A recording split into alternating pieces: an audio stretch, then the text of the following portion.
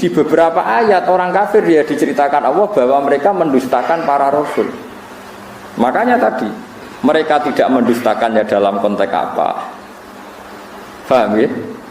Mereka mendustakan dalam konteks apa? Ya sama, Nabi misalnya ngendikan wong sing ning omahe ngrumat asu, iku malaikat gak parek-parek. Lan ibadahe ditolak pangeran dihapuskan sekian hari. Mau ana cerita ngombeni asu di sepuro, saiki ana cerita ngrumat asu. Masalah, malaikat saja tidak mau dekat. Faham sih kalau maksud ini? Ben sampean ngerti bahwa meneliti ulumil Quran itu rumit. Dan itu butuh ulama. Ulama saja jangan hanya baca, tapi punya tradisi ahwal. Nak kowe maca tok iku gendeng.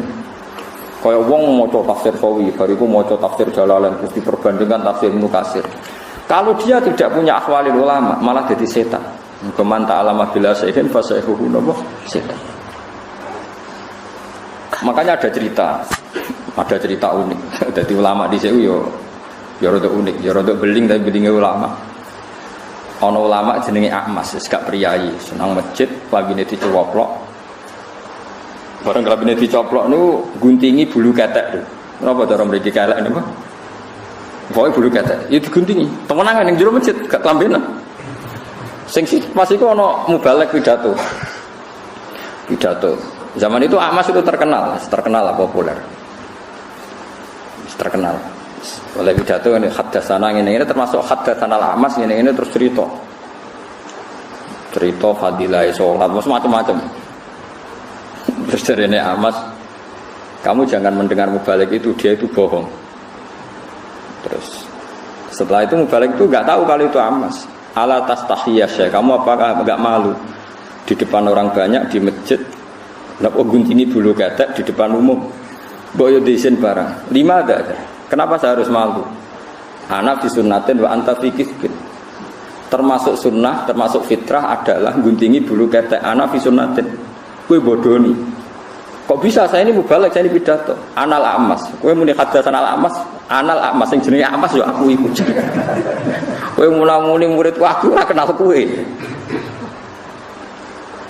Ini penting kula aturaken karena sekarang orang itu meneliti Islam itu tidak pakai guru, sehingga cara memahami dia tentang nahi mungkar atau tentang amar ma'ruf, tentang apa saja itu tidak punya ahwalal ulama. Makanya kalau menjadi ulama tradisinya selain memegang beberapa literatur atau marojek kitab-kitab sahihah, al-kutubus sahihah, juga ada ahwalal ulama. Ahwal itu satu perilaku konsensus yang diyakini antar ulama.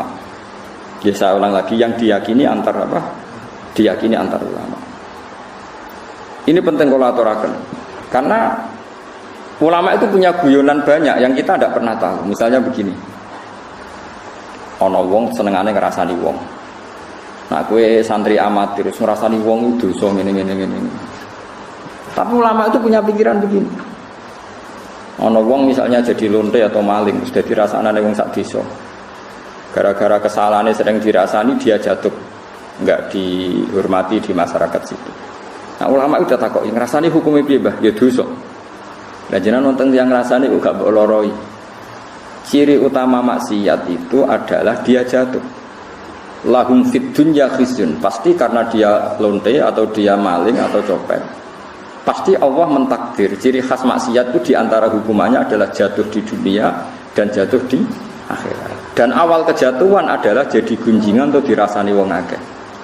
Bagaimana Anda bisa mengharamkan sesuatu yang menjadi hukumannya Allah Subhanahu wa ta'ala? Ini ulama. Sehingga dia ya tetap kalau tanya hukumnya ngrasani wong piye? Ya dosa. Tapi jenengan ana ngrasani kok menengah. Ya menengah. Ya ora mesti nerangno, tapi kula ulama ngerti. Maksudnya iku ya pancen khase kesalahan ben dadi rasane wong ben jatuh.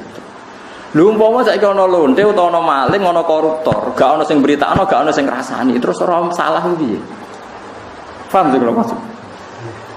Lha itu uniknya Rasulullah itu kadang ya nek ana ngrasani diseneni. Oh, jojong kowe aja ngrasani dosa.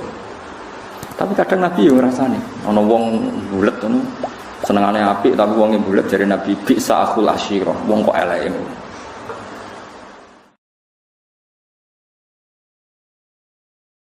Akhirnya terus ulama mulai ngarang kitab. Ngerasane iku haram kecuali 6 hal. 1 ini, 2 ini. Nah, kowe ngapalo kan rahasia. Wong jumlahe napa? 6. Nah, itu cara berpikir adalah apa yang dilakukan Nabi itu menjadi hukum permanen apa enggak? Apa hanya waqiatul hal, memang hukum itu begitu, tapi nggak bisa diteruskan kayak kasus tadi apa, kayak konteks tadi apa itu, lonte, bagin atau bagiyah makan ini kok, ngombeni nopo asu. Kowe ra iso terus mentang-mentang asu itu hewan kehormatan, sehingga sing ngombeni di sepuro, padahal dosane gede lonte. Kowe ada nganti mafhum ngono neraka. Sing marahi sapa kowe di pemikiran ngene. Paham ya? Tapi ora mbok mafhum kok goblok wong kok ora iso mafhum. Yus pokoke meneng ae, pokoke ngono iku tau kejadian. Mulane ulama rata-rata wis koyo wong goblok. Pokoke tau ono kejadian. Wong mateni wong 99 di sepuro. Bareng ana kiai muni ra di sepuro dipateni nih. Satu. Jadi kena ulama tenan mau cerita, ono kejadian wong mateni wong 100 di sepuro pengiran. Tapi rasa mbok mafhum. Lah jenengan mateni piro? 5. Wah enteng sing 100 di sepuro iki lagi kurang 95 ora iki. Mulane ngger ulama kok debat mbek intelektual rasane mbok mergo intelektual iku goblok tapi mbok pinter. Perkarane iku kabeh dianalisa. Tapi materine pas-pasan. Nah ulama walian materine akeh saking udine pangeran ra iso omong. Dadi terus kok goblok. Nak debat terus koyo wong goblok. Tapi ku ulama. Ya karena kita punya perhitungan. Apa itu nyata? Misalnya rodok ya unik. Kayak Mustafa nak nyusu rondo itu jadi anak rodok gak setua ini. Enggak kan syaratnya bayi rodok enggak sampai umur kita 2 tahun. Tapi pernah ada satu kejadian jenenge Salim itu dia mamaan. Salim Maula Hudzaifah itu dia mamaan. Ben dadi dulur rodok bukan nyusu wae pira wis tuwa kok. Dek Salim wis tuwa. Iku kabeh ulama tiap fikih ana bab rodok. Wa amma qisatu Salim. Nek ana cerita Salim solusine dirodokkan. Kowe coba bayangno nyusu mentel iso wae diperes to Mas. Oh, pikiran ngeres to. Dadi nyusu ora kudu mentel iso wae diperes. Pikiran kok pornografi. Kabeh ulama fikih mesti kangelan menjawab wa amma qisatu Salim fa muhtasun bi. Itu khusus Salim. Jadi kadang apa yang dilakukan fatwanya Rasulullah itu kadang kejadian khusus, enggak bisa digeneralisir. Karena kalau kamu generalisir ya bingung tenan. Misalnya di surat yang sama, di surat Tobat ada faqtulul musyrikina haitsu wajadtumuhum satrusih. Bunuh orang musyrik ketika ketemu di mana saja. Di ayat yang sama, di surat yang sama, tapi anak ayat wa in ahadum minal musyrikin astajaruka yuk fa'jiru hatta yasma'a kalama. Kalau mereka ingin ngaji ya ulang ngaji sih. Karwane nek diulang ngaji ra iso-iso ya piye meneh. Tapi nek masalah ra iso ora kudu wong kafir, wong Islam diulang ngaji ra iso-iso kan ya akeh. Ya napa boten? Apa wong Islam nek diulang ngaji terus iso kan ya ora mesti. Lha iku paling angel ning bab ulumul Quran. Ini paling sulit. Karena ya memang sulit.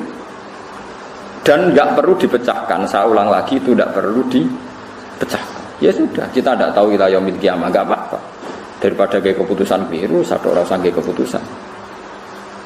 Ini penting kalau aturakan. Terus di Quran itu seperti itu banyak. Makanya nganti Ibnu Abbas ono ayat fahum la yatasaalun, mereka enggak ditanya. Ada ayat waqifuhum innahum mas'ulun, hentikan mereka karena mau ditanya. Ada ayat mereka bisa menjawab. Ada ayat al-yauma nakhtimu ala afwahim, bahwa mereka sudah tidak bisa menjawab karena lisannya ditutup. Ini penting kalau terangkan penjenengan orang gegabah maknani Quran. Jadi maknani Quran itu butuh macam-macam. Termasuk sing dibutuhno paling angel itu ahwalul ulama. Mun jenengan dan kula. Ahwal itu ya ahwal niku perilaku ulama. Perilaku ini bukan sekedar fatwa hukum tapi ini perilaku. Misalnya begini, ini tak dudono uniknya ulama memahami dawuh Kanjeng Nabi. Nabi nate ngendikan aksir min ma'rifatin nas, cung kowe kanca sing akeh. Angger kanca akeh yo manfaat akeh. Sufyan Ats-Tsauri gurune Imam Syafi'i nak manani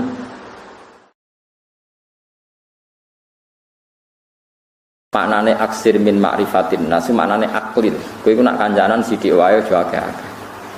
Kok saged wong hadise akeh kok ngongkon sithik. Ya maksudnya nek kancanan wong macam-macam kok terus kecewa. Nek kecewa dadi entuke yo sithik. Terus ditakoki mbek murid dalile napa nak maknane ngoten. Ya dalile gampang. Kowe kancanan akeh tujuan apa? Nggih kersane kathah silaturahim. Kowe kecewa mbek wong sing kenal tambah sing ora kenal, ya mbek sing kenal. Kowe ngrasani wong to nyakiti wong mbek sing kenal ta sing ora kenal, ya mbek sing kenal. Berarti kenal wong akeh potensine dosane akeh. Wong ganggu wong akeh ngrasani wong akeh. Kula mau ora kenal Mustafa kan ya ora tau miso, ya ora tau kecewa berhubung kenal. Napa? Kecewa. Wahal tungkirun nas ilaman ta'rif. Kowe ora bakal kecewa mbek wong kecuali wong sing misalnya kowe darani tanggamu sombong. Kenapa barani sombong? Mergo kenal. Bareng kenal ketemu ra nyopo, sombong ketemu wong gledak-gedek ra takok. Misalnya kene Jakarta wong gledak-gedek ra kenal kowe barani sombong to ora? Ana cah ayu kowe kenal. Mbok jak kenalan ra gelem, kowe darani sombong, tanggaku tak jak kenal ra gelem. Artis sing ra kenal kowe ya ora kenal kowe, jute ya ora barani sombong, mergo mboten apa? Itu ulama. Nabi dawuh aksir min ma'rifatin nas, ndekne maknane aklil min ma'rifatin. Itu kan enggak gampang, orang punya pemaknaan seperti itu enggak gampang. Butuh sekian ribu hadis yang dia hafalkan sehingga dia tahu yang dimaksud tradisi Nabi itu seperti itu. Belum lagi di masalah fikih, di masalah-masalah fikih. Imam Syafi'i kecil ketika umur 15 tahun, 16 tahun itu menjadi mufti. Itu mau dites ngene tok mbek gurune. Ini rungokno tenan. Nabi nate dawuh ngeten, wes wong pinter kaya apa nak maca teks hadis iki ora paham, nak ora ngerti ahwalnya Rasulullah. La tukharrikut ta'ira min wakanatiha. Aja geman ngobahno kurungan manuk. Nggih, aja geman nak manuk ning kurungan iku mbok obahno. Wis ngono tok Nabi ngendikan. Manuk nak sing kurungan di napa sangkar itu aja obahno. Mesti pikirane wong kan sakake manuke lagi ngantuk kok diganggu. Utawa piye lah pokoke lha opo obahno tujuane opo. Tapi Imam Syafi'i wong alim alama, gurune bae wong alim. Oleh maknane ngeten.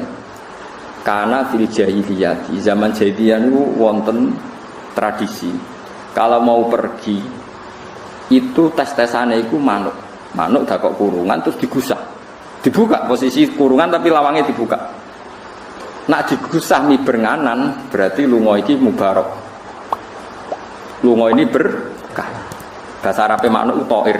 Ta'ir itu bahasa Arab maknane napa? Manuk. Nak digusah melayu ngiri berarti lungane gak barokah. Lah Nabi itu melarang orang pergi atau orang bisnis berdasar mibere manuk. Lah itu disebut qalu innama ta'irukum ma'akum inna tatoyarna bikum. Jadi wong Arab itu tatoyur itu membuat keputusan penting berdasar terbangnya manuk. Paham sih kalau maksud? Bayangno misalnya sampean gak di tradisi ulama terus mau teks hadis, jong manuk iku jobano apa kurungane. Terus kowe maknane kan mau ngono tok. Paham sih kalau maksud?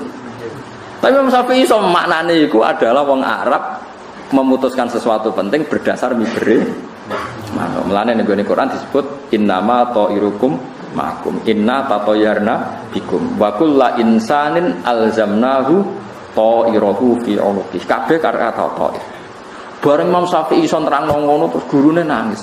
Al yauma aftiya Aba Abdullah. Kowe cek cilik lah wis oleh fatwa. Wong kok pintere ngono.